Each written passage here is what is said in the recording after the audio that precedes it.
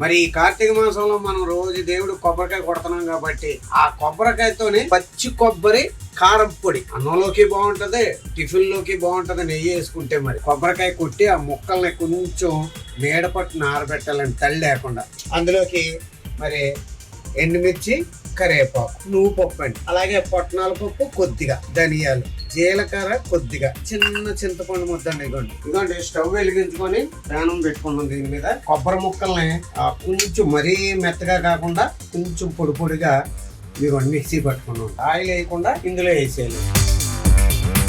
అడుగు కట్టకుండా స్లిమ్ లోనే పెట్టుకోవాలండి మంట. ఎందుకంటే ఇప్పుడు కొబ్బరిలో ఉన్న నీళ్ళంతా లాగేయాలన్నమాట అండి ఈ వేడికి. ఇదిగోండి మరి గోల్డ్ రంగు వచ్చేదాకా వేపుకున్నాం కదా, ఇంకా ఎక్కువ వేపుకోకుండా ఇదిగోండి రంగు వచ్చేసింది, పొడి పొడి ఆడుతూ ఉంది. ఈ స్టవ్ కట్టేసండి ఇది చల్లారి దాకా పక్కన పెట్టుకోవాలి. అన్నం పెట్టుకోండి. ఇదిగోండి దాని మీద కొద్దిగా నూనె వేసుకొని ఎండుమిర్చండి వేగుతుండగానే మనం ఇదిగోండి నువ్వు పప్పు వేసుకోవాలండి అండి.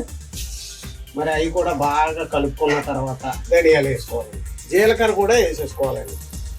ఆ తర్వాత అండి ఇదిగోండి నల్లపప్పు ఇప్పుడు వేసుకోవాలండి. ఇది ఆల్రెడీ వేపిన పప్పే కాబట్టి వేసుకున్నామండి. చివరిలో అందుకనే వేసాము. బాగా వేపుకోవాలండి. ఇదిగోండి ఫైనల్గా కరివేపాకు మాడిపోకుండా అండి ఇప్పుడు బాగా కలుపుకోవాలి. కొద్దిగా అంటే కొద్దిగా చింతపండు వేసుకోవాలండి. ఏమండి స్టవ్ కట్టేసుకొని చల్లారినవ్వండి. అవన్నీ కూడానండి ఇగో మిక్సీ పట్టుకోవడానికి మిక్సీ గిన్నెలో వేసేసుకోవాలండి. ఉప్పు కూడా వేసేసుకోవాలండి. మిక్సీ పట్టాలండి. మరి సామాన్ అంతా మొత్తం అంతా వేపిందంతా మిక్సీ పట్టేసుకున్నాం చూసారు కదా.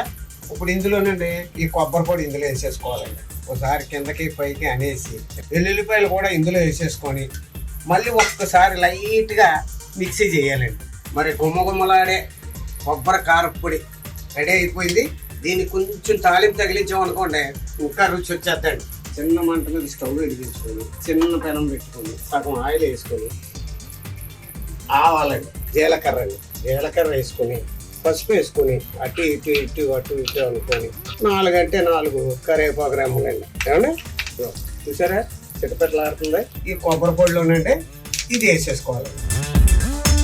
అండి ఇదిగో మరి కొబ్బరి కారపొడి వేడి అన్నంలో మరి కొబ్బరి కారపొడి వేసుకొని కొద్దిగా అందులో సెంటర్లో నెయ్యి వేసుకొని కొబ్బరి కారపొడి నెయ్యి వేడిగా ఉందండి.